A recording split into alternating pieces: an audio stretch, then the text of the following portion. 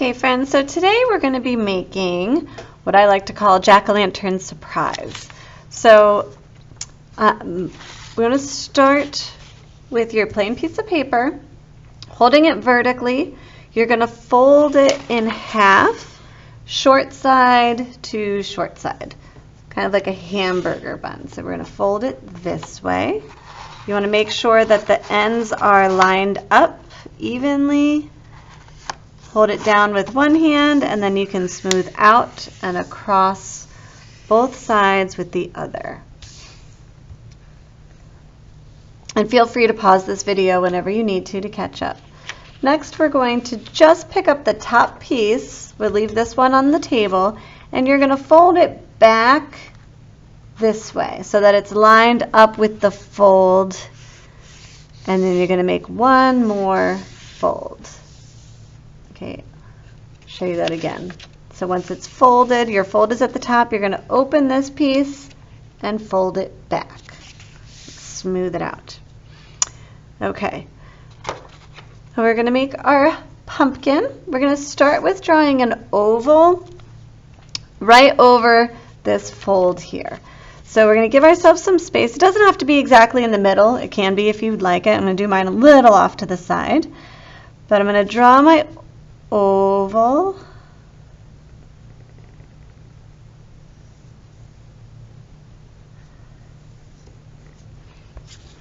Just like that, so that the fold is in the middle of the oval.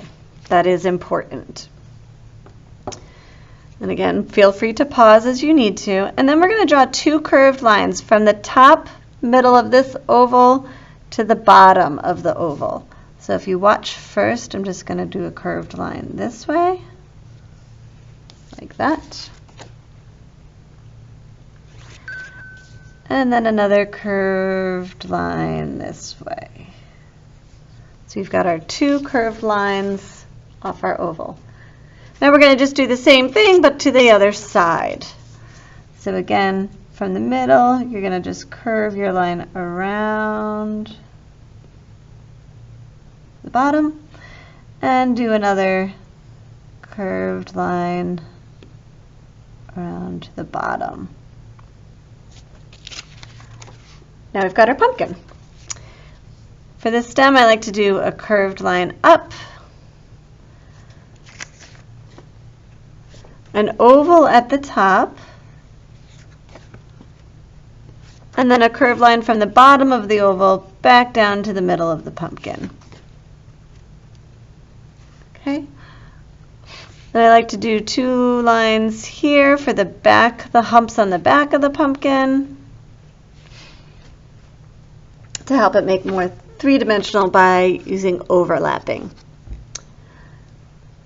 Next, I'm going to draw a line for my grass, my horizon line, which is the line where the ground and the sky meet. But you're going to draw it under the fold, not on the fold, not above the fold, but under the fold. So watching first, I'm just going to come with, I like to do some spiky lines for grass.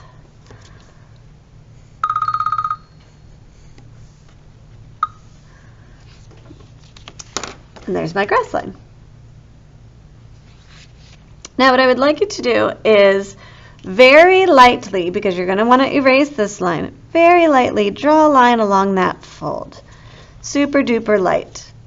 So that when you open it, you have a little bit of a line there. Okay?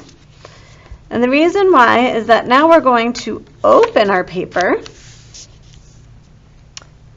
and we're going to connect our pumpkin lines that we drew across the page. So I'm going to start with the outside one and just drawing a horizontal line to connect. Well, I've turned my paper. I guess technically they'll be vertical, but I have an easier time drawing lines horizontally, so I turn my paper this way. It's a good thing to remember when you're drawing that your paper is never glued to the table. So I draw my lines this way because that's easier, and then I turn my paper to go this way to draw my lines, just because it's easier for me to go from left to right when drawing a straight line. It's probably because I'm right-handed. Do whatever works for you. That's part of learning techniques to be an artist is trying different things and finding out what works best for you. All right, so now we have a really long pumpkin. So what we're going to do next, this line's a little funky, I'm going to fix that. Like I said before, this is called jack-o'-lantern surprise. So what we can do now is between the really light line we drew here, not the grass line, but the light line we drew on the pumpkin and this top fold, we can draw a jack-o'-lantern face on our pumpkin. Now I call it surprise, so I like to do a surprise face. So I'm just going to draw some oval eyes. Whoa, that's really wonky.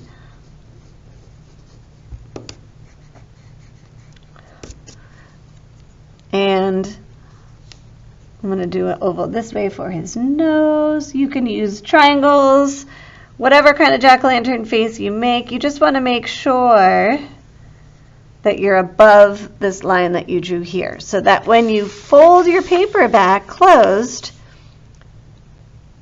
you don't see the face. You just see the pumpkin. And then you can open it again to see the face. That's why we call it jack-o'-lantern surprise. And you can also, wherever in between this fold, you can add other things if you want a surprise. I've had people add ghosts here next to their jack-o'-lantern, or maybe a black cat. But you can add whatever details you want to your picture. Decide if you want it daytime or nighttime. Here's kind of what it looks like colored. I showed you this in the beginning. And when you open it, you have that surprise. Okay, I thought that was a good Halloween activity. Practice drawing and coloring, following step by step, and learning about the artist Yayoi Kusama and her pumpkins. Enjoy, and happy Halloween.